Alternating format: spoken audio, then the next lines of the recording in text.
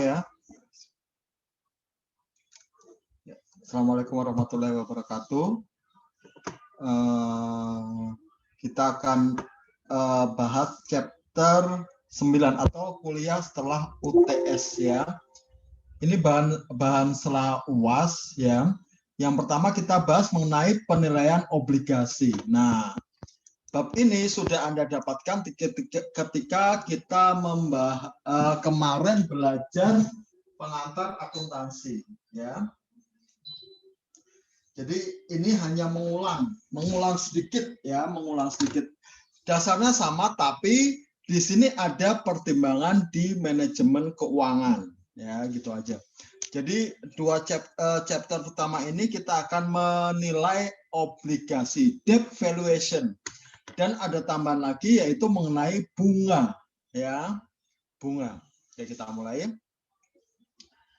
Materinya adalah overview mengenai corporate debt ya, utang korporasi, valuing corporate debt, kemudian bond valuation ya, yaitu penilaian obligasi. Sudah Anda pelajari banyak ketika kita membahas kemarin pengantar akuntansi. Type of bond sama juga. Kemudian determinants of interest rate, bagaimana kita faktor-faktor yang menentukan tingkat suku bunga ya. Nah, kita mulai dulu overview-nya corporate debt ya, sekilas mengenai utang korporasi. Sebenarnya kalau kita bicara korporasi, dia akan punya dua sumber utama pinjaman, yaitu pinjaman dari lembaga keuangan. Ingat ya kemarin ya, lembaga keuangan berarti pinjamannya apa? Pendek, jangka pendek ya, gitu. Atau ada juga jangka panjang tapi sifatnya private ya, biasanya disebut juga sebagai utang privat atau private debt karena hanya melibatkan dua pihak saja, antara perusahaan dengan bank, antara perusahaan dengan lembaga keuangan. Yang kedua yaitu dengan cara menerbitkan obligasi. Nah, kalau dia uangnya dananya butuhnya banyak ya, jangka panjang, dia sebaiknya menerbitkan obligasi. Biasanya disebut juga sebagai utang publik atau public debt. Karena utang ini akan diperdagangkan di pasar keuangan publik. Ya. Jadi biasanya tuh dari lembaga keuangan hanya melibatkan dua pihak, ya, dua pihak, dan dia jangka waktunya juga tidak terlalu lama atau jangka pendek. Sedangkan kalau menerbitkan obligasi itu jangka waktunya lama dan dia diperdagangkan di pasar keuangan. Ya. Otomatis masing-masing punya kelebihan atau kekurangan. Ya. Kita bahas dulu mengenai private debt atau pinjaman dari pasar keuangan atau lembaga keuangan. Ya. Di sini lembaga keuangan menyediakan berbagai jenis pinjaman kepada korporasi, yaitu ada yang untuk membiayai kegiatan operasionalnya, jadi sehari-hari, atau disebut working capital loans, ya, atau digunakan untuk membeli peralatan atau properti atau transaction loan. Ya. Pinjaman ini ada yang ada jaminannya, ada yang tidak. Ya. Jadi pinjaman ini ada yang tanpa jaminan, ada yang dengan jaminan. Nah, jaminan ini disebut sebagai kolateral atau apa namanya? Jaminan lah, ya, jaminan dari utang yang dilakukan oleh corporate. Ya, gitu ya. Otomatis kalau dia dijamin lebih lebih aman bagi apa namanya? Pemberi pinjaman, gitu aja ya. Nah, ini tipe-tipenya dari bank loans atau jenis utang dari bank. Pertama, working capital loans atau tadi untuk membiayai kegiatan sehari-hari perusahaan. Ya, ini biasanya perusahaan itu mengadakan perjanjian dengan bank untuk meminjam uang, tapi dia apa itu lebih cepat gitu ya. Persetujuannya tuh lebih di awal tahun, di awal periode. Misalnya gini, dia tahu-tahu mau working capital loans butuh uang 10 juta untuk membiayai kegiatan operasional perusahaan, ya. Dia tidak perlu syarat-syarat khusus, dia langsung ke bank langsung dapat. Seperti halnya kalau kita punya kredit card. Nah, itu ada limitnya, ya, pinjamannya ada limitnya.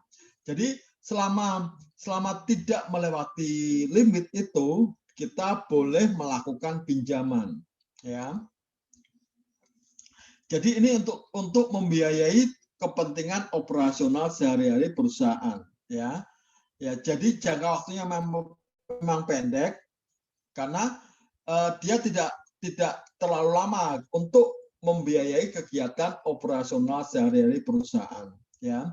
Seperti halnya kartu kredit, dia ada limitnya. Misalnya ini perusahaan A diberikan limit 100 juta untuk working capital loans. Nah, dia batasnya pinjam 100 juta itu, ya. Jadi nanti kalau dia sudah pinjam kemudian dikembalikan, maka limitnya kembali lagi. Nah, gitu ya.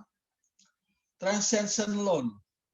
Firm use these type loans to finance specific asset. Ya, jadi perusahaan menggunakan loans ini untuk membiayai pembelian aset tertentu. Ya. The loans typically call for installment payment designed to repay the principal amount of the loan plus interest with fixed monthly or annual payment. Ya, ini lebih lama dari working capital loans karena dia untuk membeli aset. Ya, ingat, long term dibayar dengan long term, short term dengan short term, ya, supaya matching. Ya. Home mortgage and automobile loans are example of transaction loans. Ya, jadi bila perusahaan butuh mobil, dia bisa menggunakan transaction loan. Jangan menggunakan working capital loans, ya, karena nggak akan cocok. Ya, asetnya jangka panjang, sedangkan pinjamannya jangka pendek. Nah, itu nggak cocok. Ya. Yang B adalah antara kolateral, ada jaminan dan tidak ada jaminan. Ya. Ya. Secured debt atau pinjaman dengan jaminan. This type of debt as a promise to pay is backed by granting lender an interest a specific piece of property known as collateral. Jadi dia ada jaminannya aset tertentu yang dimiliki oleh perusahaan. Ya, gitu. Jadi dia ada jaminannya. Makanya kreditor juga lebih secure, ya, karena ada jaminannya. Sedangkan unsecured debt adalah pinjaman tanpa jaminan, ya. Jadi ini mengandalkan reputation dari peminjam untuk membayar utangnya pada saat jatuh tempo, ya, gitu ya. Jadi ini tingkat kepercayaan kepada borrowernya tinggi, ya, dia mampu membayar tanpa adanya jaminan. Nah, itu, ya. Ada pertanyaan dulu? Ada pertanyaan? Ada pertanyaan? Tadi ya, meminjam uang dari keuangan private atau pasar keuangan private atau private debt. Kelebihannya adalah cepat. Tadi pre-approval, ya, jadi ada apa namanya? Ada persetujuan awal gitu ya, pre-approval. Mengurangi biaya. Memang sih biayanya lebih kecil. Biayanya lebih kecil dan pendanaannya lebih fleksibel dibandingkan kalau kita menerbitkan obligasi. Ya. Kekurangan adalah ada pinjaman bunga. Tidak ada pinjaman yang tidak ada bunganya. Ingat ya, tidak ada pinjaman yang tidak ada bunganya. Nah, di sini biasanya pinjaman private tuh bunganya lebih besar. Nah, adanya pembatasan perjanjian, maksudnya gini, kalau kita pinjam ke bank, maka uang kita seolah-olah akan ditahan oleh bank itu sebagian, ya. Jadi misalnya kita pinjam 100 juta tuh, 100 juta. Maka uang kita misalnya 10 juta ditahan oleh bank sebagai jaminan, ya.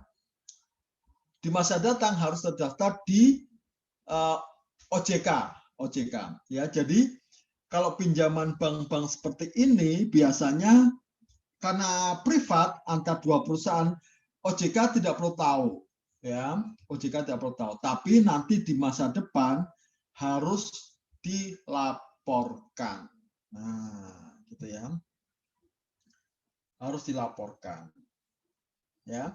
Jangan sampai seperti ini. Baru ada masalah baru lapor. Nah, itu yang tidak diinginkan dari pinjaman ini, gitu ya. Nah, oke. Ada pertanyaan? Ada pertanyaan? Ada pertanyaan dulu?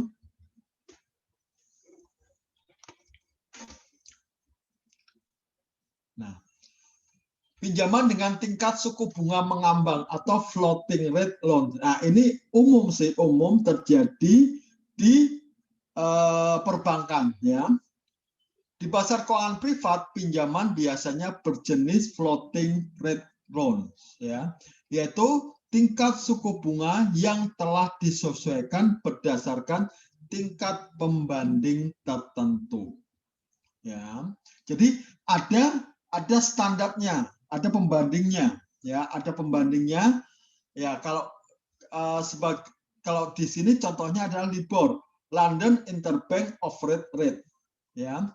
Pembanding atau referensi yang paling populer adalah LIBOR, yaitu suatu tingkat bunga pinjaman yang ditawarkan oleh bank kepada peminjam di seluruh kota London atau pasar antar bank. LIBOR diterbitkan oleh British Banker Association setiap hari setelah jam 11 waktu London, yang merupakan rata-rata suku bunga deposito antar bank dari berbagai bank terpilih untuk jangka waktu 1 malam hingga 1 tahun. Nah, kalau kita punya yang namanya JIBOR, Jakarta Interbank Offered Rate, ya, nanti bisa dilihat di situs BI, Bank Indonesia, yang menerbitkan adalah Bank Indonesia. Setiap hari itu berubah, setiap hari berubah. Yang pertama adalah jam 10 atau 11 ya, 10 pagi itu pasti berubah, ya. Ini merupakan pedoman kita dalam memberikan suku bagi bank untuk memberikan suku bunga pinjaman kepada nasabahnya, ya, dari 1 hari sampai 1 tahun. Nah, gini ya. Sebagai contoh, suatu perusahaan bisa mendapatkan tingkat suku bunga pinjaman 1 tahun dengan tingkat bunga 300 basis point atau 3% di atas LIBOR, dengan batas atasnya adalah 11% dan batas bawahnya adalah 4%. Jadi gini, LIBOR-nya itu berapa? LIBOR-nya itu berapa? Atau JIBOR-nya itu berapa? Nah, nanti ya, nanti spread-nya itu adalah 3%. Nah, 3% itu kalau nanti 11 kalau nanti misalnya nih suku bunga LIBOR 9% ditambah 3%, maka berarti menjadi 12%. Karena di sini tetapkan selling-nya 11%, maka dia suku bunganya maksimal 11%. Ya, gitu. Ya. Jadi 3% itu adalah spread-nya, ya, spread-nya. Nah, ya. Nanti kita lihat ada contohnya, ya. Nah, itulah tingkat suku bunga mengambang untuk asumsikan suatu pinjaman tertentu dengan rentang antara 0,25 hingga 0,75 di atas LIBOR. Berapa batas atas atau batas bawah pinjaman tersebut menyalahi ketentuan periode pinjaman tersebut ya. Jadi kita akan lihat ya, rentangnya adalah 0,25% hingga 0,75% di atas LIBOR ya. Grafik slide berikut menunjukkan indeks LIBOR seri pertama, LIBOR ditambah 75%, kemudian tingkat batas atas seri 3 dan tingkat batas bawah seri 4 ya. Kita lihat ya. Seri 1 yang segitiga ini, yang apa namanya? Yang bukan segitiga, yang ini ya. Warnanya hijau semua ya. Inilah tingkat suku bunga LIBOR. Ya, LIBOR. Ya, ini.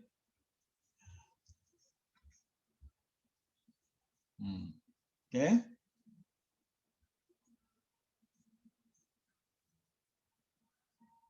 Oke.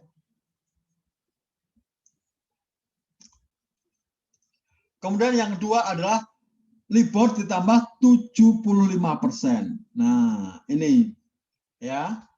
LIBOR ditambah spread-nya 75%. Ya. Nih. Kemudian tingkat batas bawah, tingkat batas atas. Ya. Batas bawahnya tadi berapa? 0,25 dan 0,75. Nah, ya.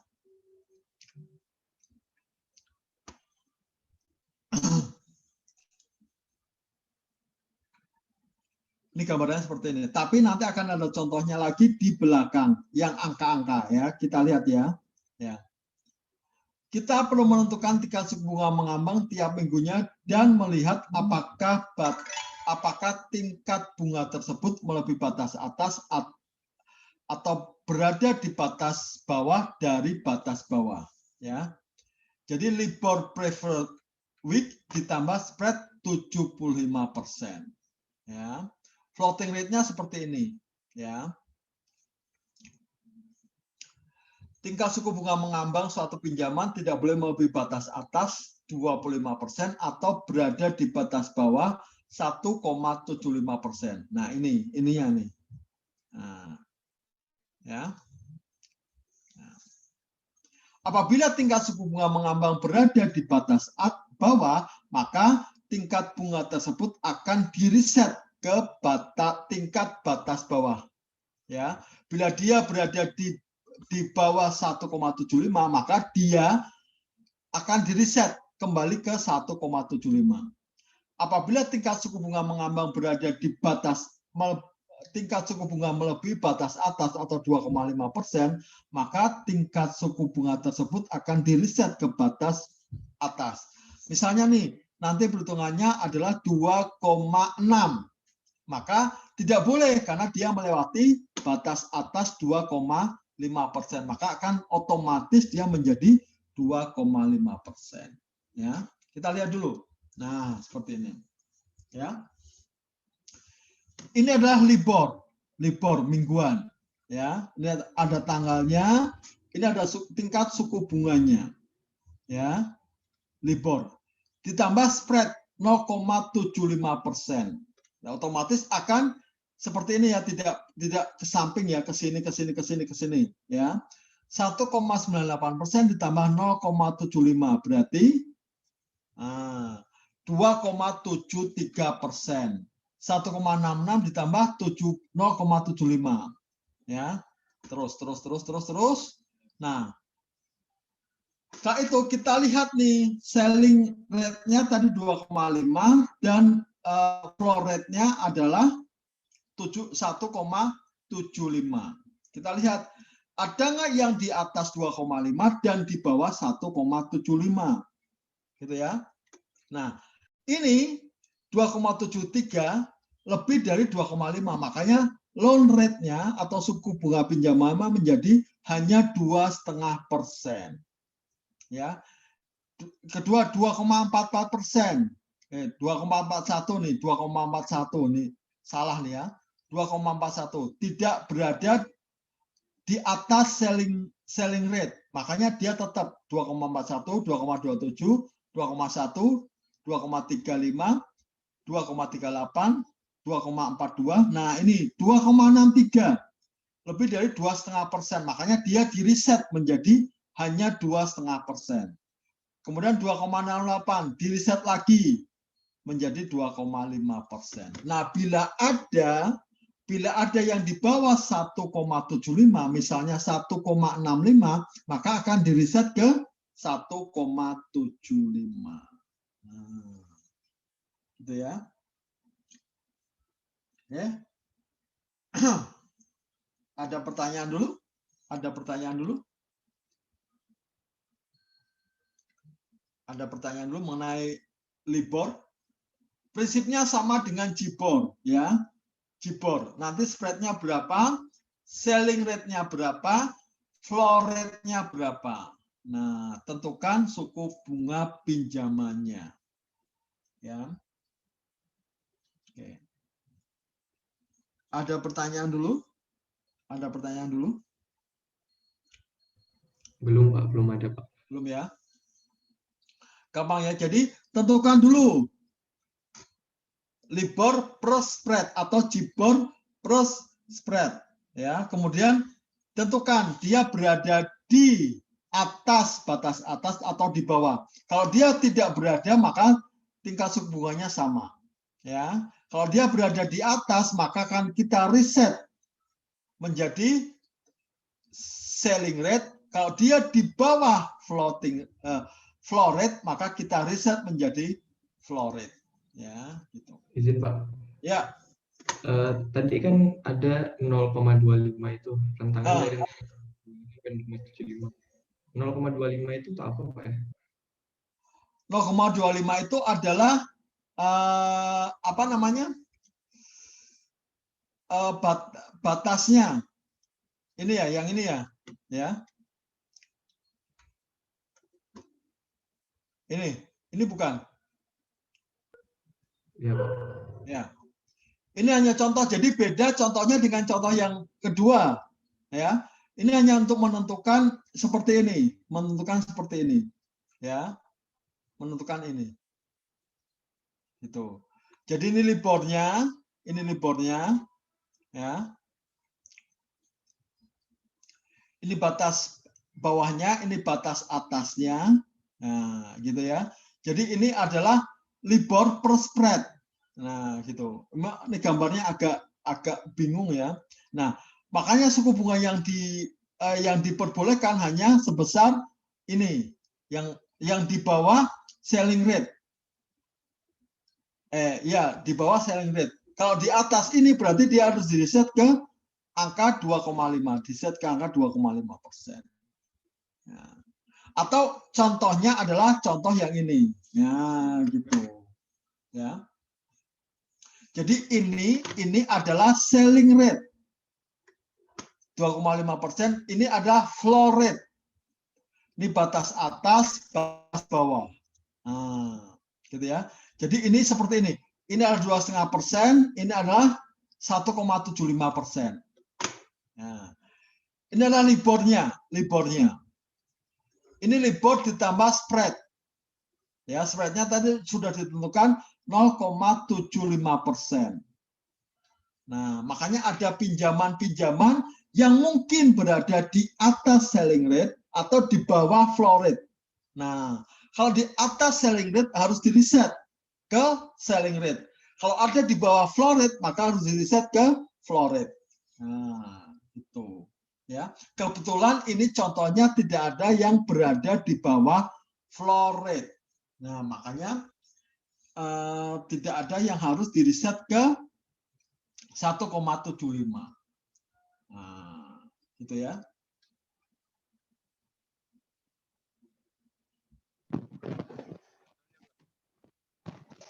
Oke.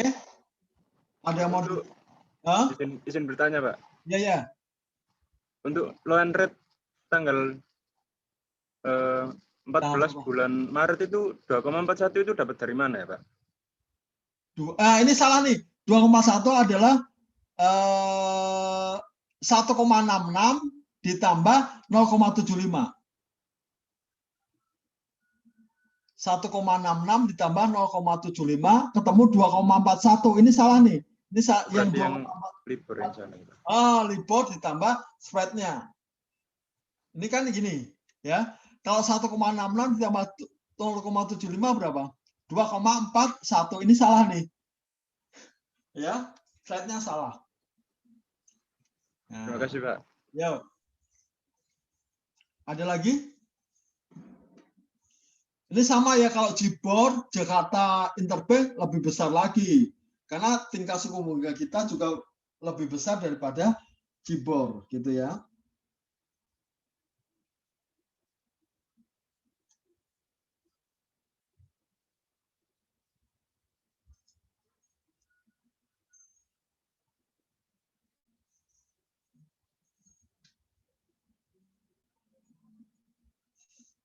Ada pertanyaan lagi?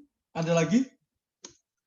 Nah, ya, ini keterangannya tabel tersebut menunjukkan bahwa batas atas telah dilanggar pada minggu pertama dan minggu kedua dan minggu terakhir. Ya, ini minggu pertama dan 2 minggu terakhir. Ya, itu. Ya. Sementara itu batas bawahnya tidak pernah dilanggar. Ya, tidak pernah kurang dari 1,75%. Nah, makanya yang tadi yang melebihi batas atas ini akan direset menjadi batas atas 2,5%. Keterangan seperti itu. Ya. Oke.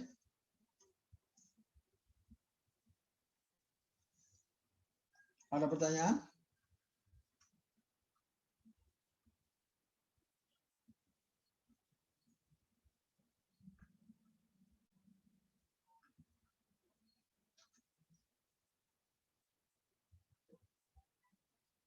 Ada pertanyaan?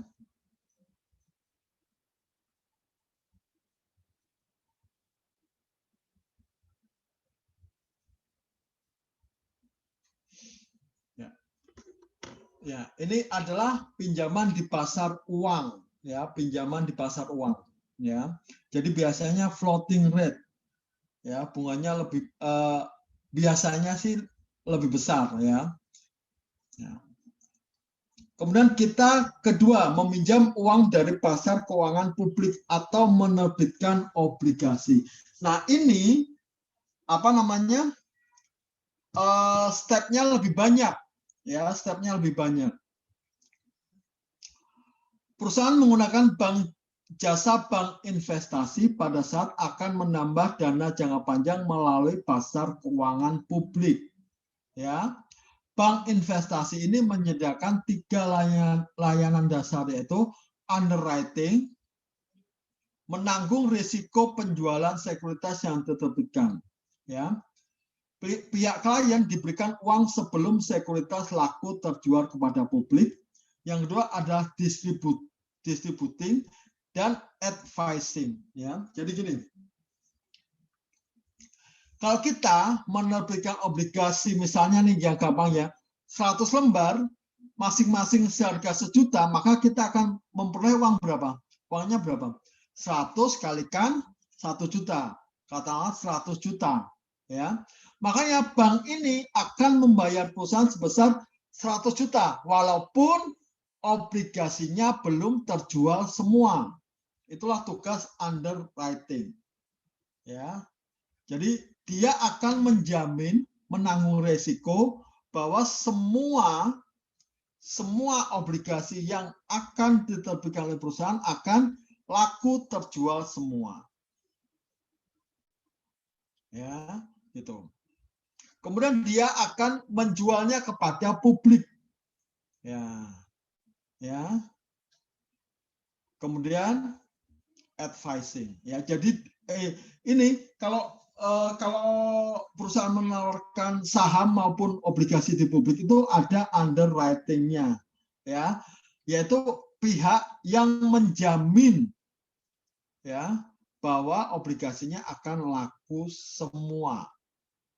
Makanya bila perusahaan memberikan obligasi 100 lembar, masing-masing harganya 100 juta, maka dia akan menerima dari underwriting sebesar 100 juta.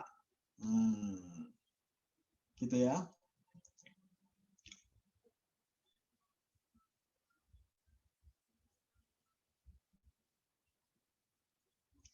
Itulah tugas underwriting. Ya. Jadi dia menjamin bahwa obligasi atau saham yang diterbitkan perusahaan itu seolah-olah laku semua. Ya, seolah-olah laku semua. Kemudian dia akan menjualnya kepada publik ya sebagai distributor dan kemudian advising atau memberikan apa namanya? Nasihat kepada penerbit ya, penerbit. Oke.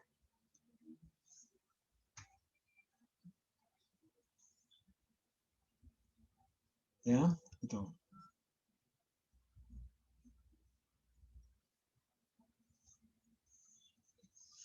Ada pertanyaan lagi? Ada pertanyaan lagi? Izin tanya, Pak. Ya, silakan. Berarti kalau underwriting ini obligasi yang dijual itu nanti dijual sama bank investasinya atau sama perusahaannya, Pak? Dengan bank investasinya. Jadi perusahaan dengan underwriting dulu, dia akan membeli semua. Dia penjamin. Ya, penjamin. Kemudian akan didistribusikan oleh bank investasinya, bukan oleh perusahaan. Perusahaan nggak tahu apa-apa. Gitu. Ya. Makanya ini sistemnya agak repot kalau kita mau menerbitkan obligasi atau menerbitkan saham. Ya, itu. Terima kasih, Pak. Ya.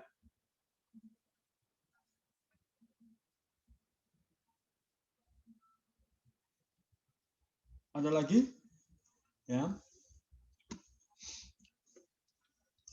Obligasi perusahaan, corporate bond, adalah sekuritas utang yang diterbitkan oleh perusahaan yang menjanjikan pembayaran di masa depan dan pada saat tanggal jatuh tempo. Sudah Anda pelajari ketika membahas apa namanya obligasi di pengantar akuntansi. Jika perusahaan gagal membayar bunga maupun pokok utang, maka wali amanat atau trustee dapat mengklasifikasikan sebagai perusahaan yang pailit atau insolvent dan memaksa perusahaan untuk mengajukan kebangkrutan atau kepailitan ke pengadilan niaga. Ya. Fitur dasar obligasi meliputi hal seperti ini: bond indentur, ya, claim on asset and income. Jadi obligasi itu tingkatannya lebih tinggi daripada saham. Ya, kalau perusahaannya bangkrut atau pailit, dia akan mendapat prioritas pertama. Ya, kemudian par atau face value, ada nilai parnya, nilai nominalnya, ada kupon interest rate-nya, ya, ada tanggal jatuh temponya dan repayment of principal, ya. Ada tanggal penerbitan, ada tanggal jatuh temponya, ya. Call provision and conversion features. Jadi kalau dia memang ada convertible, maka ada conversion features-nya seperti apa. Ya, dia bisa ditukar dengan saham. Nah, itu ya. Sudah Anda pelajari di tingkat 1 kemarin. Ya. Indentur itu legal agreement antara perusahaan penerbit dengan trustee, ya, yang mewakili shareholders, ya, mewakili shareholders. Nah, ya.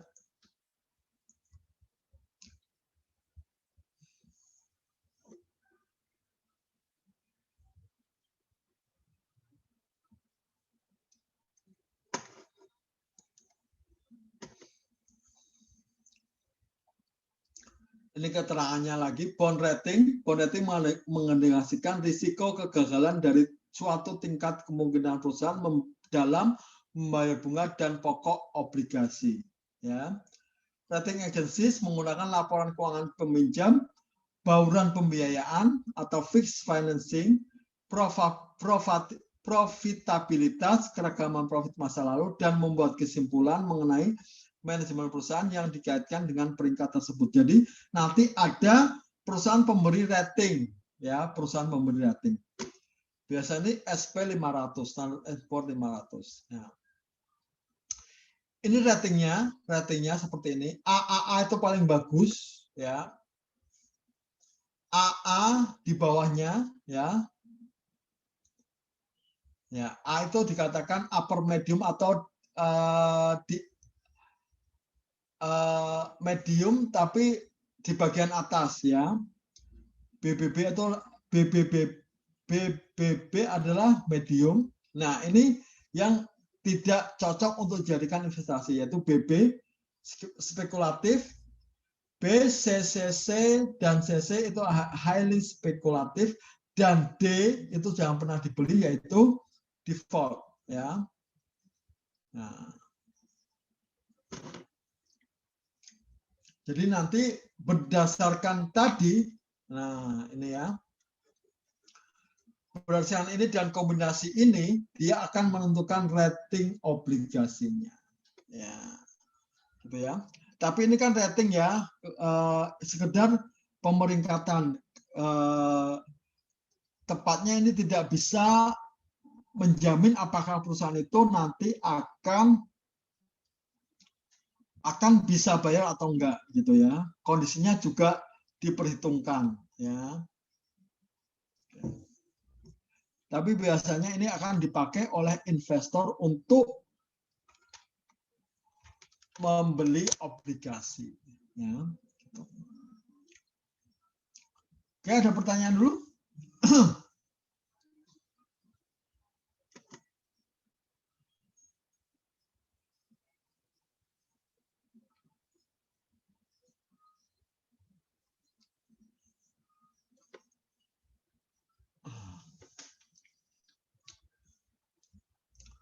Kita akan menilai ya, ini sudah dibahas dulu, saya senang ya, karena akan pendek. Nilai utang perusahaan sama dengan nilai saat ini, present value dari pokok utang yang dijanjikan pada saat jatuh tempo, ya, dan pembayaran bunga atau cash flow yang didiskontokan ke masa kini dengan menggunakan tingkat bunga yang diharapkan atau expected return, ya. Nah, Anda sudah banyak belajar. Atau present value dari apa? Pokok, dan present value of annuity dari bunga, ya.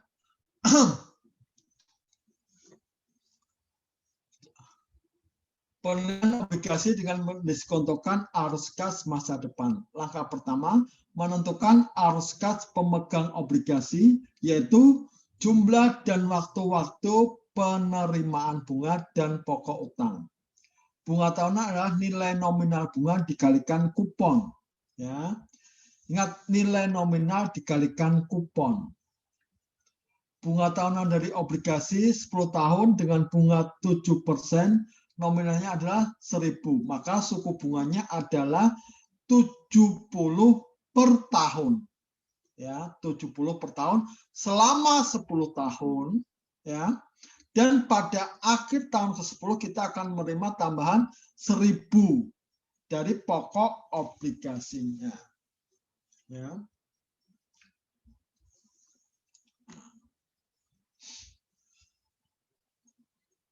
Yang kedua, mengestimasikan tingkat diskonto yang tepat untuk obligasi yang memiliki risiko yang sama. Ingat ya, suku bunga nominal ini 7% ini bukan untuk mencari present value-nya, ya.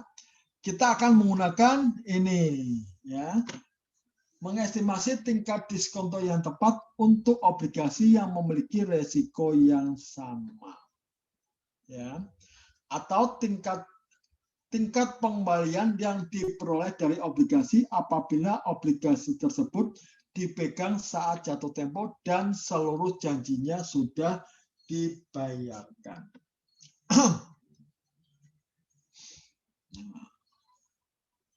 Ya.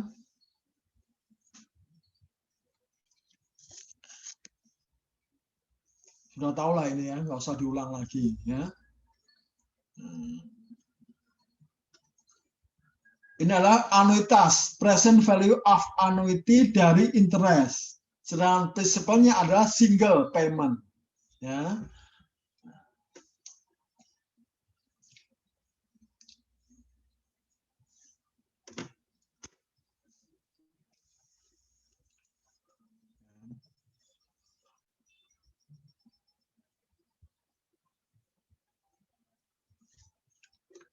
Ya. Menghitung YTM dari obligasi perusahaan di mana harga obligasinya menjadi 900. Jadi kita waktu membeli obligasi ini harganya 900. Ya. Bunganya adalah 6,5%, ya. Jangka waktunya 11 tahun dan nominalnya ada 1.000. Nah, ya. Harga belinya 900, nominalnya 1.000, jangka waktunya 11 tahun. Bukan, 10 tahun, jangka waktunya 10 tahun. Ini awal tahun ke-11. Ya.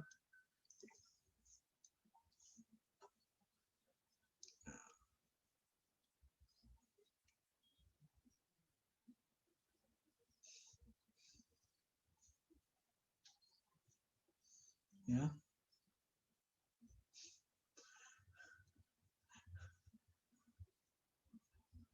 Kalau kita lihat ini nominal bunganya hanya 6,5%, ya. Sedangkan YTM-nya, ya, yield to maturity-nya adalah dihitung nih, ya. Yield to maturity-nya adalah ternyata 7,89%, ya. Makanya kalau kita lihat ini sebagai market rate MR sama dengan 7,89%. Nominal rate-nya 6,5%. Saya tanya nih, dijual pada harga apa? Premium atau diskon? Ayo ingat nggak? Dijual pada harga apa? Premium atau diskon? Premium atau diskon? Market rate-nya 7,89%, nominal rate-nya adalah 6,5%. Dia dijual pada harga Diskon. diskon. Kenapa diskon? Karena market rate-nya lebih tinggi daripada nominal rate. Makanya dia di sini dijual pada harga 900, ya. Nominalnya 1.000, dijual pada harga 900. Nah, kita bisa hitung yield to maturity-nya adalah 7,89%. Bisa pakai Excel, bisa pakai financial calculator. Jangan sekali-kali menggunakan hitungan manual, ya, gitu. Akan sangat susah, ya. Nah, yield to maturity obligasi sebesar 7,89%. Ini lebih besar daripada kupon rate 6,5%. Makanya dia dijual pada harga diskon atau di bawah harga nominal. Nah, itu ya. Bentar ya, saya minum dulu.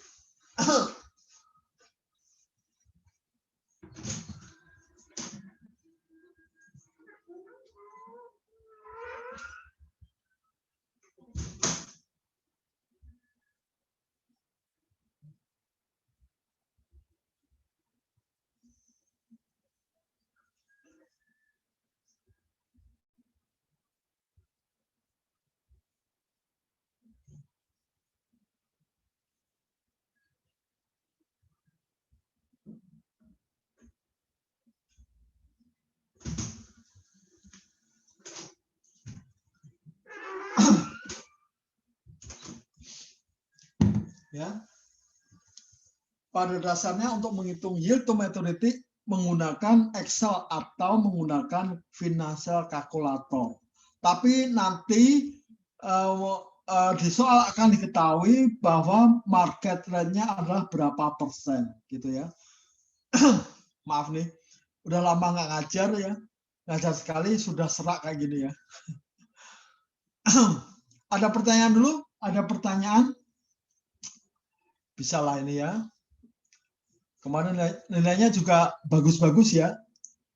Ada sebagian kecil yang nilainya agak jelek ya, tapi sebagian besar nilainya bagus-bagus. Ya. Udah keluar belum? Pengumuman udah keluar belum? Belum ya? Belum, Pak.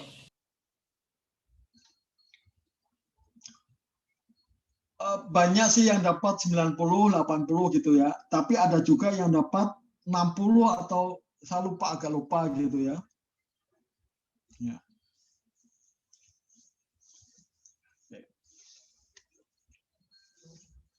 Nah. Data yield to maturity pasar reguler disajikan melalui layanan investor yang dikenal dengan istilah credit spread atau spread to treasury bonds. Nah, ini data-datanya seperti ini, ya. Ini dipilih berdasarkan rating, ya. Ingat, lihat tuh ya, rating yang AAA yang paling tinggi biasanya bunganya rendah. Karena apa? Dia memberikan safety kepada investornya, ya. Sedangkan semakin buruk ratingnya, bunganya semakin besar, nah, gitu ya. Ya, gitu. Jadi kita lihat ini suku bunganya dari 1 tahun sampai 30 tahun, ya. Yang di paling bawah US Treasury Yield itu adalah suku bunga obligasi milik pemerintah. Ya, biasanya dia kecil karena dia tidak ada resikonya. Ya, tidak ada resikonya. Risikonya 0. Makanya suku bunganya rendah. Nah, ya. Tuh.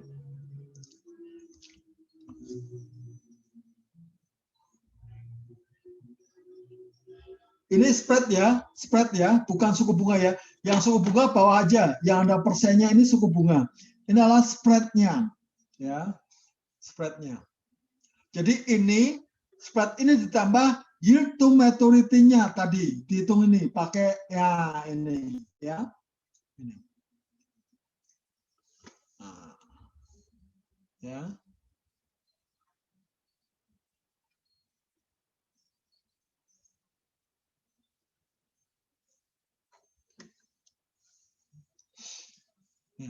Keterangannya seperti ini. Nilai sebaran yang disajikan pada tabel 94 menggambarkan basis poin terhadap US Treasury Security pada satu tempo pada saat yang sama dengan obligasi perusahaan. Sebagai contoh, obligasi perusahaan 30 tahun memiliki sebaran 2,75 basis poin BA1BB. Nah, BA1BB, ya. Sebarannya berapa ini? 30 tahun sebarannya adalah salah nih ya, 4,33. Nah, ya. 4,33. Kemudian ditambah dengan US Treasury Bill 4,33 ditambah 2,76. Jadi bunganya adalah 7,09. Nah, ini salah nih ya. Nih, ya.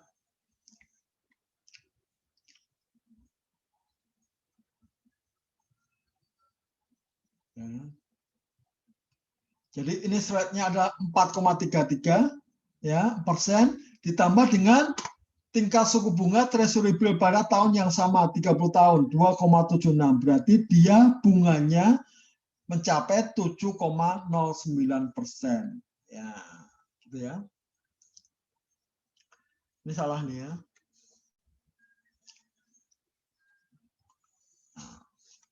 Kemudian hasil perhitungan pada saat tempo mengasumsikan bahwa kinerja obligasi sesuai dengan yang tertera dalam sertifikat obligasi atau bond indenture.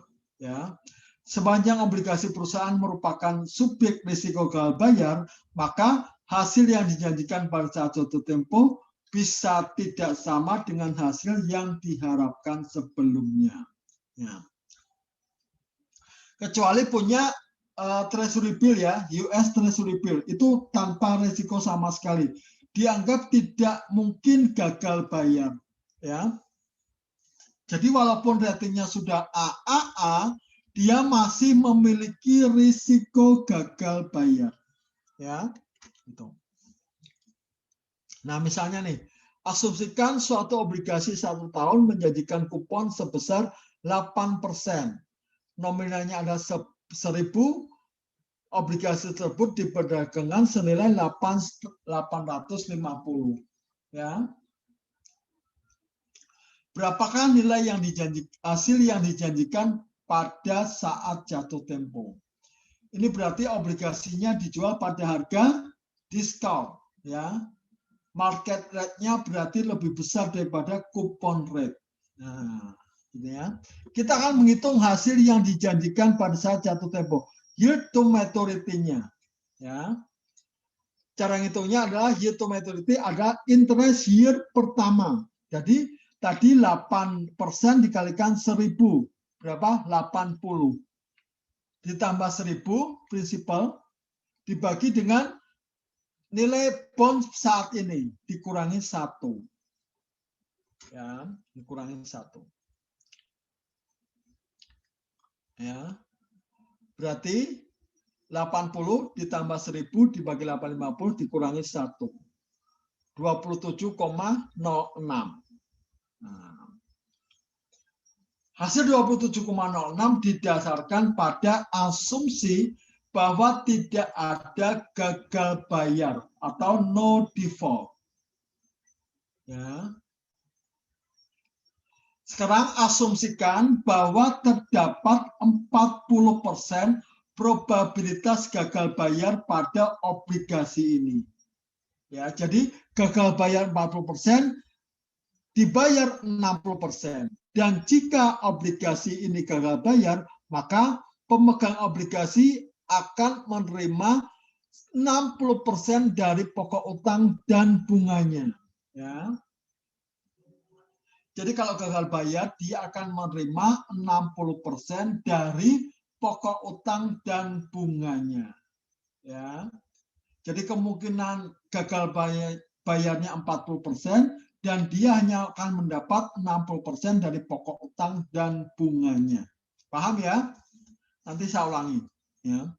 Jadi kita hitung dulu. Kalau dia gagal bayar, berarti dia hanya akan mendapat interest tahun pertama ditambah prinsipal dikalikan 60%. 60% ini adalah dapatnya, dia akan memperoleh sekian, ya. Ya, jadi 80 ditambah 1.000 atau 1.080 dikalikan 60% dibagi 850 dikurangi 1. Ketemu minus 23,76. Ya. Jadi kalau dia default, dia akan memperoleh hanya minus 23,76.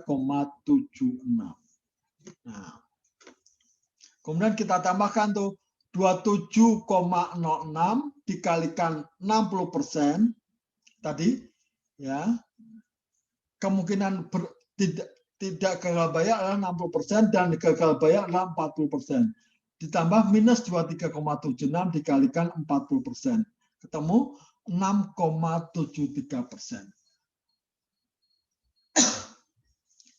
Nah, itu ya.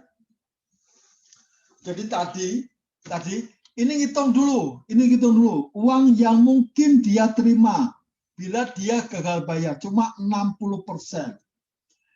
Ya, kemudian yang kedua adalah gagal bayar ini terjadi kemungkinannya 40%. Nah, makanya kita kalikan di sini 40%. Yang tidak gagal bayar ada 60%. Itu ya. Oke. Ada pertanyaan? Ada pertanyaan? Ada pertanyaan?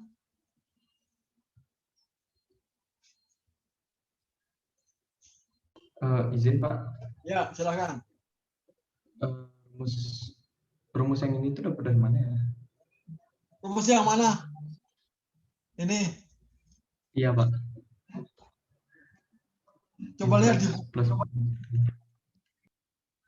ini apa namanya, rumusnya sudah maaf. Rumusnya sudah default ya, jadi sudah ditentukan di buku ada ya. kalau misalkan 2 tahun gitu gimana, Pak? 2 tahun. Maksudnya gimana? Itu kan tadi 1 tahun jangka waktunya, Pak. Jangka waktu obligasinya. Ah, Kalau 2 tahun atau lebih dari 1 tahun gimana, Pak ya? lebih dari 1 tahun.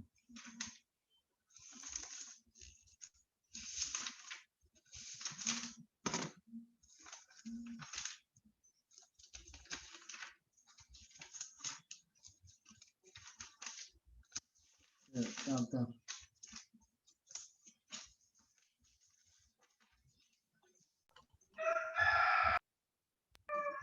Pak, ini 1 tahun di sini tuh maksudnya jangka waktunya 1 tahun atau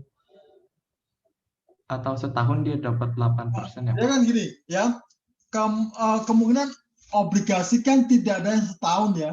Biasanya dia jangka panjang minimal 5 tahun ya. Tapi kan ini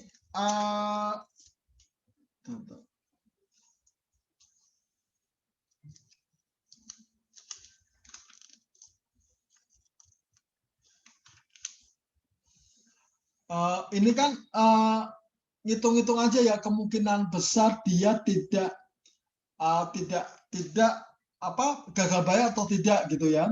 Jadi ini kalau 1 tahun itu obligasi biasanya jarang ditemukan gitu ya. Minimal 5 tahun karena dia merupakan utang jangka panjang ya.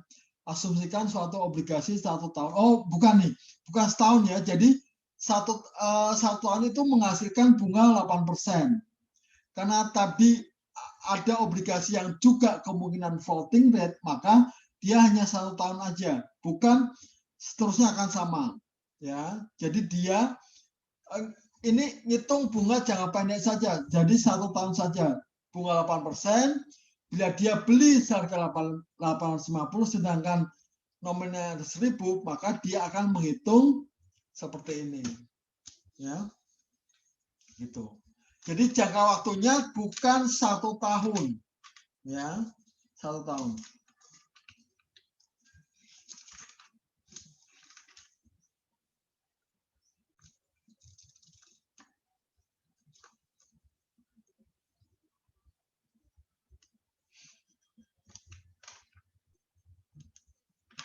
Ya, walaupun di rating tadi ada yang 1 tahun ya, 1 tahun 2 tahun, tapi kalau menerbitkan obligasi itu biasanya untuk kebutuhan jangka panjang, ya. Jarang perusahaan menerbitkan obligasi 1 tahun, 2 tahun, 3 tahun, 4 tahun, minimal 5 tahun, ya, gitu.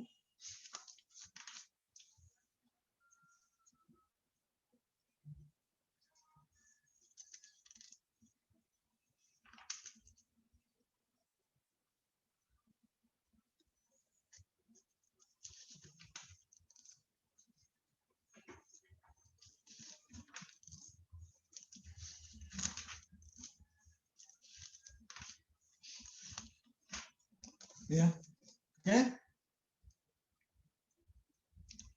Karena di sini ada keterangan juga bahwa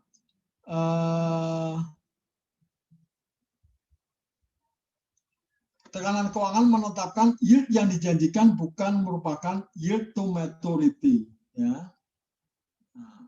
Expected yield to maturity ini dia dihitung pakai probabilitas default, makanya dia hanya 1 tahun saja, ya, 1 tahun saja. Ini asumsi, hitung-hitungan, ya, hitung-hitungan, ya. Karena kemungkinan besar kalau obligasi diterbitkan oleh pihak swasta itu ada kemungkinan besar default, ya, gagal bayar. Makanya kita menghitung ini. Nah, ya. Promise versus expected yield to maturity. Jadi ini ada promise ya atau yang dijanjikan dengan expected yield to maturity. Ya, gitu ya.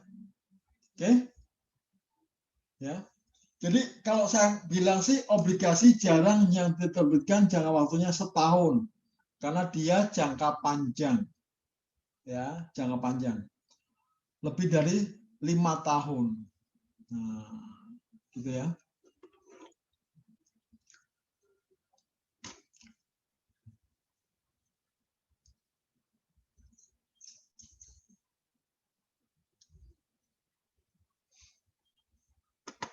Oke.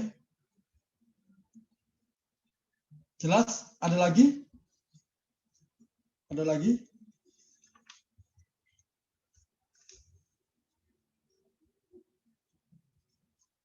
Nah, sekarang kita ngitung nilai obligasi ya. Hitung PV, present value, obligasi AT&T, di mana nilai yield to maturity-nya obligasi dengan risiko yang sama adalah 9%. Ya.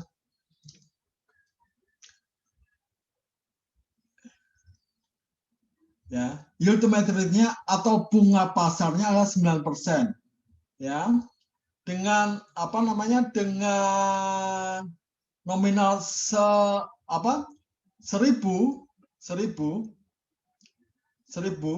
bila dia memberikan hasil 85%, maka bunganya nominal rate-nya adalah 8,5%. Ya, 8,5%.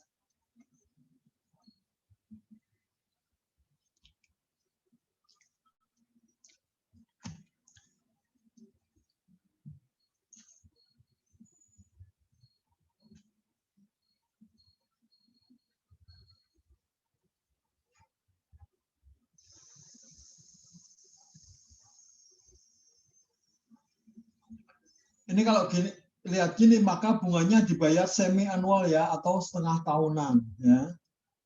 Nah, karena ini kita lihat saja, ini karena suku bunga pasarnya adalah 9%, sedangkan suku bunga nominalnya 8%, maka dia dijual pada harga diskon, makanya lebih kecil dari 1.000. Ya, lebih kecil dari 1.000. Ini rumus ya, rumusnya ya, rumusnya. Ya. Rumus anuitas, ini rumus single payment ya.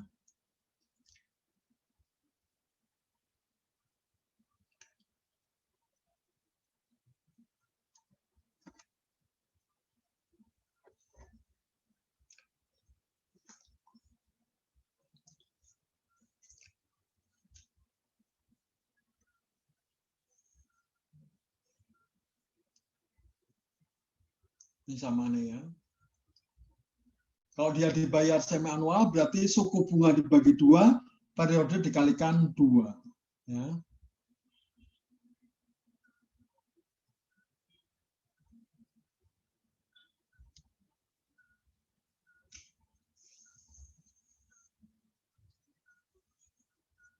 Oke. Ada pertanyaan?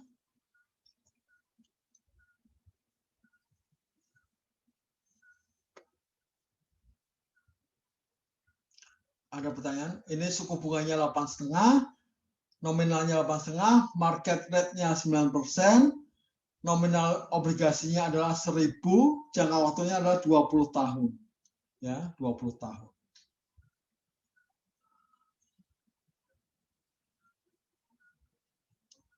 Sedangkan ini bunganya semi annual atau dibayar setiap setengah tahun, makanya bunganya menjadi 42,5. 85 dibagi 2. Ya. Ya. N-nya dikalikan 2, I-nya dibagi 2. Ya. Ada pertanyaan dulu? Ada pertanyaan? Untuk menentukan nilai obligasi. Ya.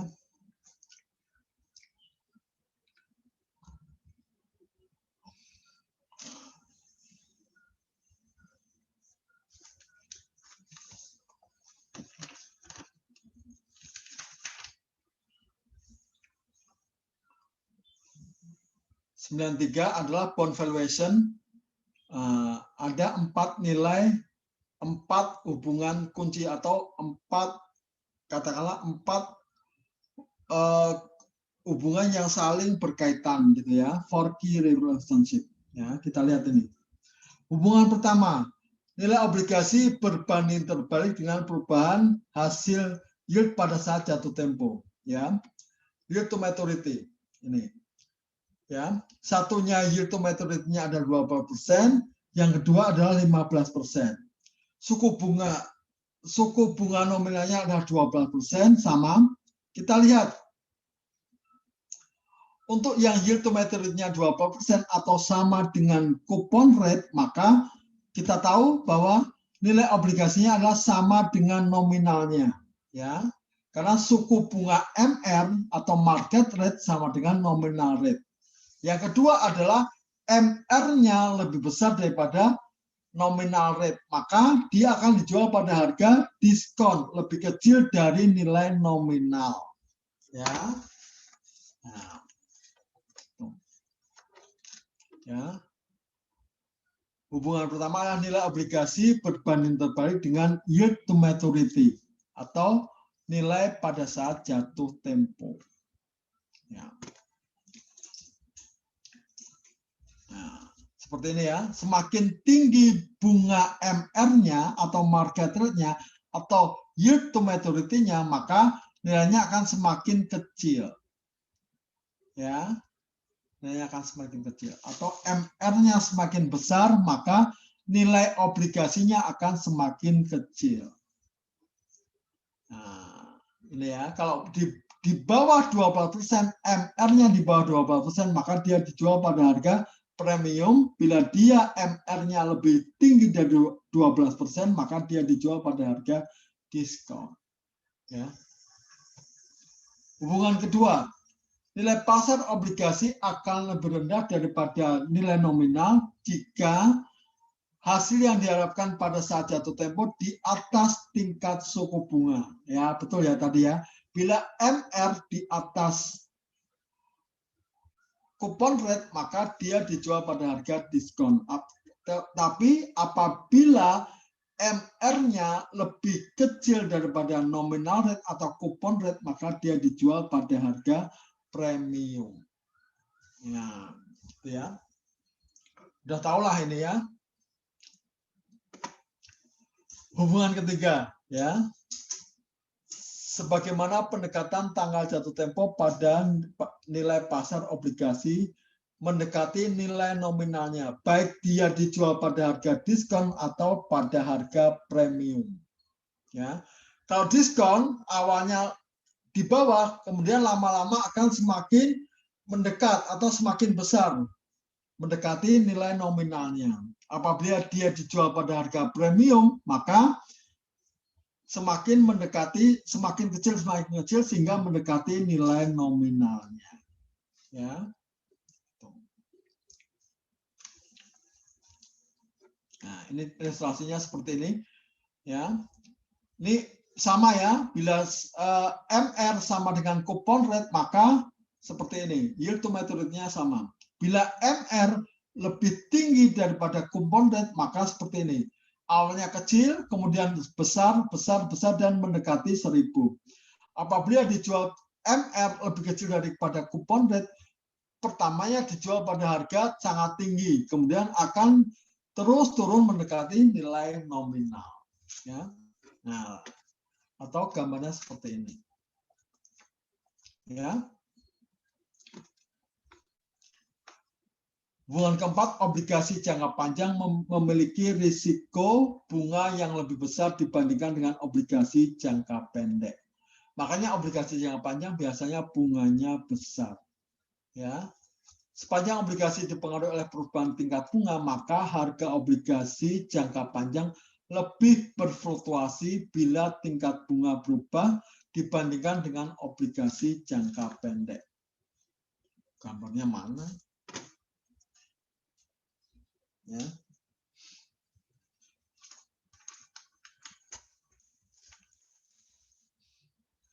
Jenis obligasi, ada beberapa jenis obligasi yaitu debentures, ya.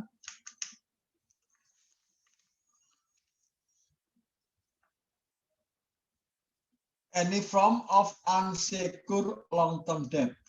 Ya, obligasi yang debentures because they are unsecured, the earning ability of insurance corporation of in great concern to bondholder. Ya.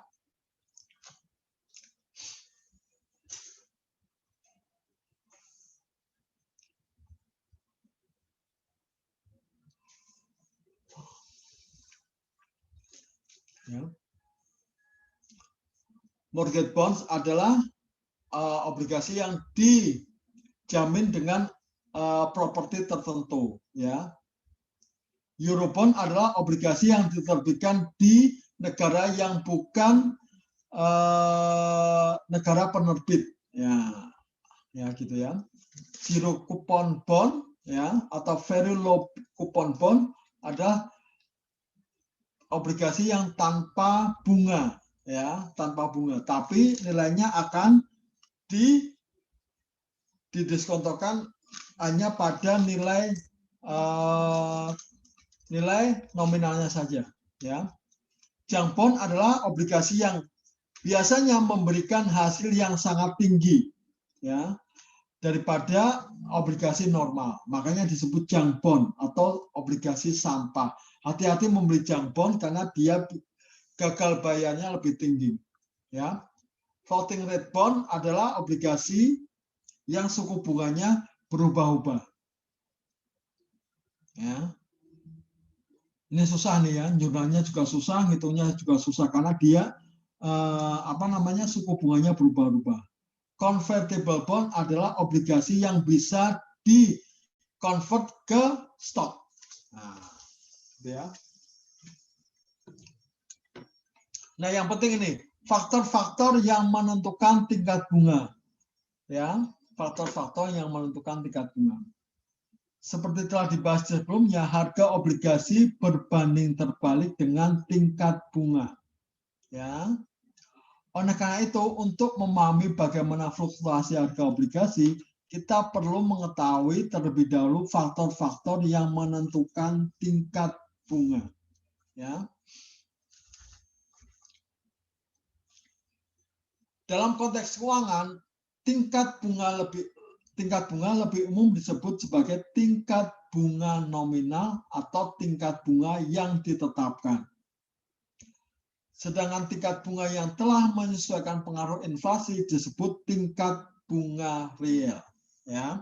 Jadi yang di bank-bank, di obligasi itu adalah tingkat bunga nominal, ya.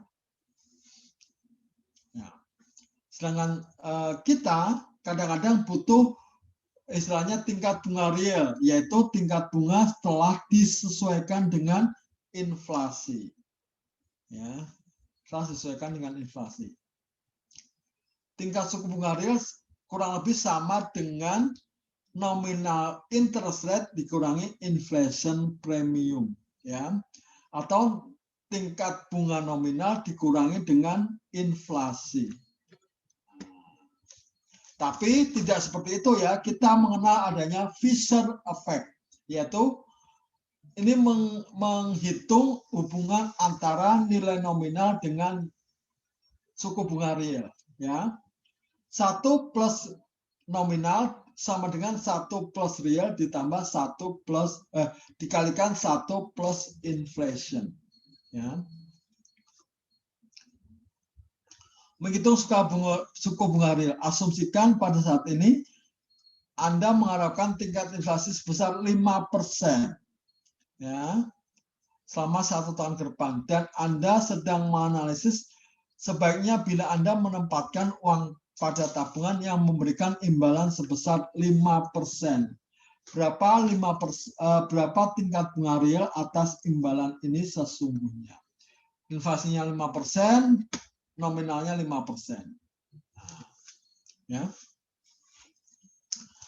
Asumsikan pada saat ini harga barang-barangnya adalah $1 per unit. Dengan inflasi sebesar 5%, maka harga barang tersebut menjadi 1,05. Ya, sudah tahu ya belajar inflasi ya. Sehingga pada akhir tahun uang tabungan sebesar 10.500 hanya bisa digunakan untuk membeli 10.000 unit saja, atau 10.500 bagi 1,05. Ya.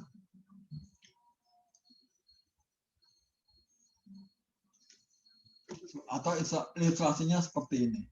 Nah, makanya kita bisa menghitung dengan menggunakan persamaan tadi. R nominal sama dengan R real dikalikan 1 plus R nominal sama dengan 1 plus R real ditambah dikalikan 1 plus R inflation. Ya.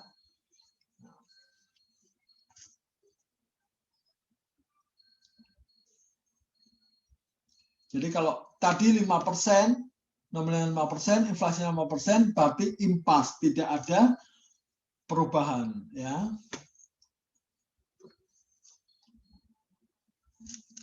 Nah, ini yang lebih cocoknya, lebih cocok. Apabila Anda menduga inflasi hingga tahun depan adalah 4%, asumsikan nilai yang lain tetap sama, maka berapa tingkat bunga yang Anda harapkan untuk dapat meningkatkan daya beli Anda sebesar 2%. Nah, ini lebih kompleks lagi ya. Inflasi 4%, kita mengharapkan, kita nabung, kemudian kita mengharapkan tingkat daya beli kita naik menjadi 2%. Nah, ini ya. Kita asumsikan harga barang adalah $1 per unit. Apabila tingkat inflasi yang diharapkan 4% dan Anda memiliki daya beli sebesar 2%, maka imbalan tabungan membutuhkan tabungan yang mampu membeli 10.020 unit barang atau jasa dengan harga 1,04%. Ya, inflasinya naik 0,4%, daya belinya naik menjadi 2%. Daya belinya menjadi 10.200, harganya menjadi 1,04. Nah, ini ya.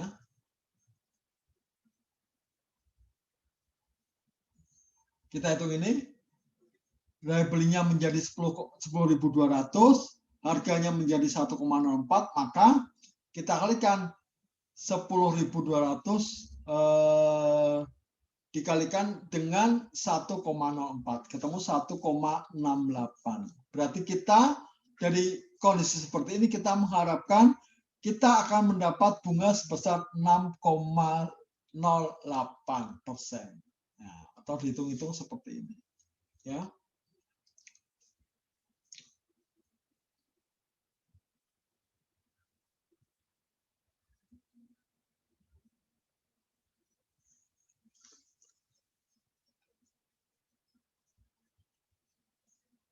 Oke.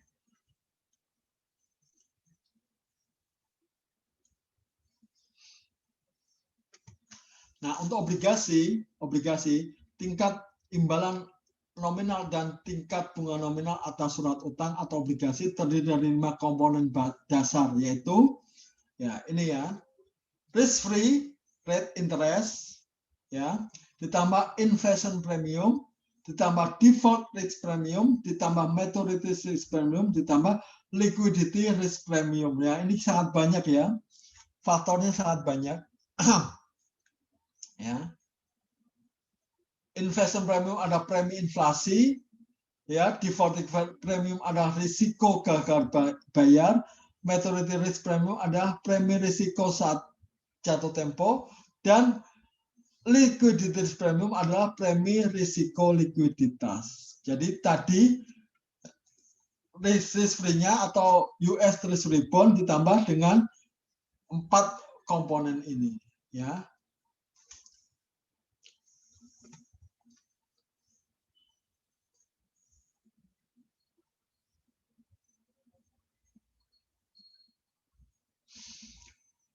Hubungan antara tingkat bunga ini dengan jatuh tempo dan risiko konstan dikenal dengan struktur waktu dari tingkat bunga atau kurva hasil, ya.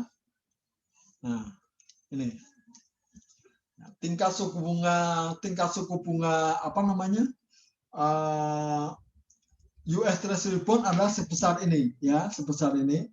Risikonya nggak ada, Nah, semakin tinggi apabila jangka waktunya semakin lama. Nah, ini ya, jangka waktunya semakin lama.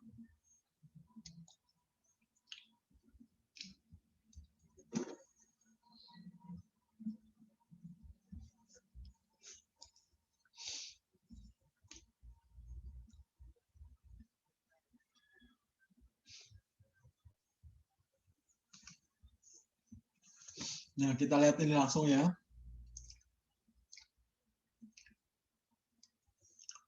Jadi ini tingkat suku bunga tadi, ya, US bond. Ini tingkat hampir sama sepanjang tahun. Tidak peduli dari maturity-nya, ya, maturity-nya, ya.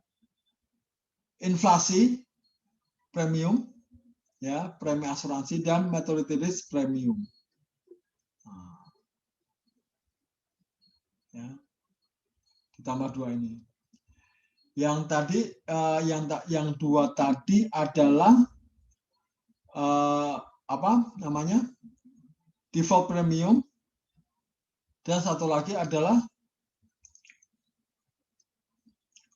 default premium dan likuiditas premium. Ya, nah, bila ini dianggap tidak berpengaruh, maka hasilnya seperti ini.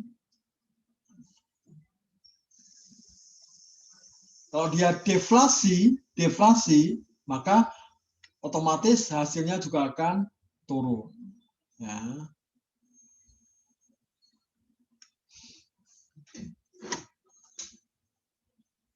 Kurva hasil berubah sepanjang waktu sesuai yang diharapkan bergantung pada keempat masing-masing faktor yang menentukan tingkat bunga. Ya. Tingkat gambar 96 menentukan kurva hasil sehari sebelum serangan 911 dan 2 minggu setelahnya. Para investor menggeser dana ke treasury yang aman sehingga mendorong naik ke atas dan menurunkan hasil. Ya. Nah, ini 911, ya.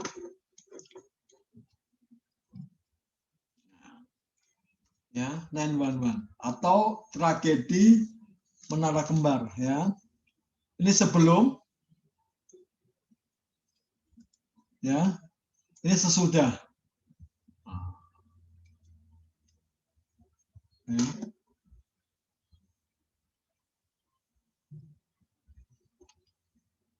Kurva yield pada umumnya berupa kurva dengan kemiringan ke atas, namun bisa juga sebaliknya atau datar.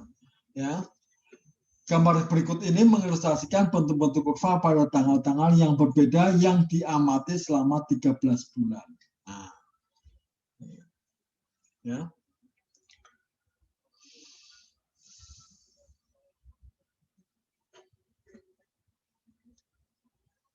Ya. Oke. Kita rasain dulu ya.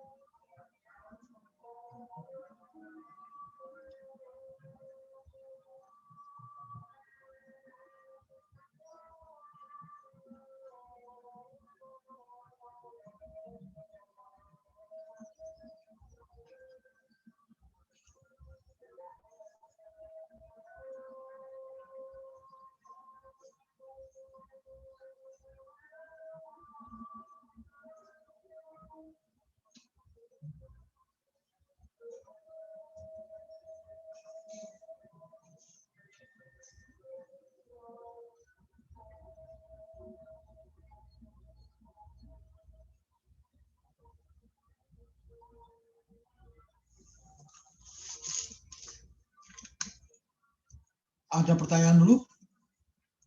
Ada pertanyaan?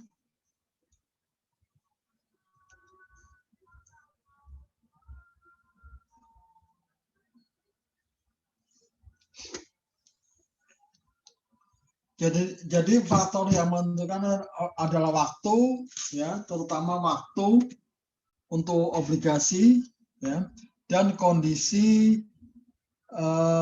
perekonomian pada saat itu akan sangat menentukan tingkat suku bunga atau yield to maturity-nya, ya, gitu ya.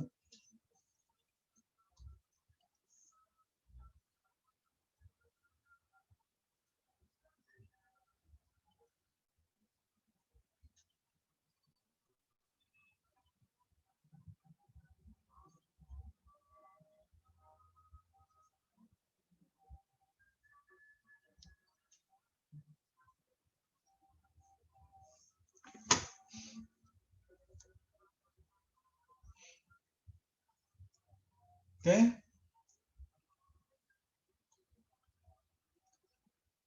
Kalau nggak ada, tolong ini dikerjakan, ya. Ini merupakan bahan tadi, ya, pengantar akuntansi. Ya, nanti slide-nya akan saya kirimkan. Tapi maaf ya, ada yang salah-salah tadi. Memang kesulitannya dua. Jadi slide ini sudah diterjemahkan ke bahasa Indonesia. Jadi kadang-kadang istilahnya agak-agak bingung gitu ya. Dan yang kedua memang pada dasarnya slide ini banyak kesalahan gitu ya. Jadi sambil jalan sambil dibetulkan, tapi kelihatannya pembetulannya juga kurang gitu ya. Jadi salah-salah mulu gitu ya. Jadi nanti akan saya kirimkan slide ini, ya. Dikerjakan yang ini ya, latihan saja ya. Home assignment-nya nggak usah lah, home assignment-nya nggak usah, ya. Latihan ini saja, ya. Ini gampang, ya. Tentukan nominalnya berapa, jatuh temponya berapa, tingkat suku bunga pertamanya berapa, dan dibayarkan secara quarterly, ya. Jadi seperempat tahunan, ya, quarterly.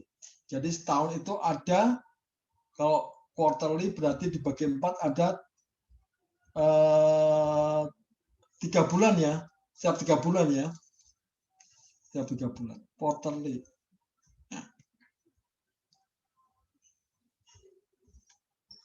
Oke.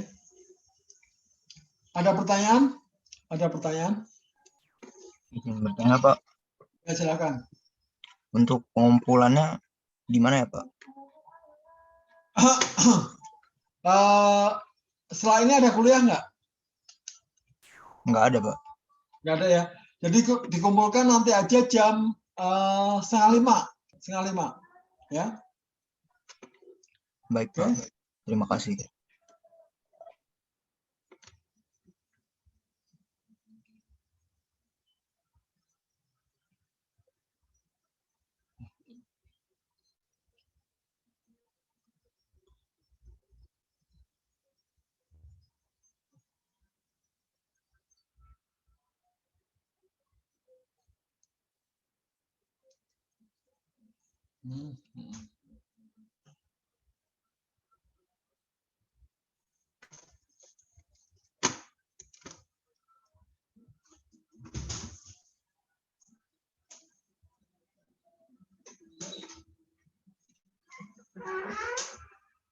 Ya.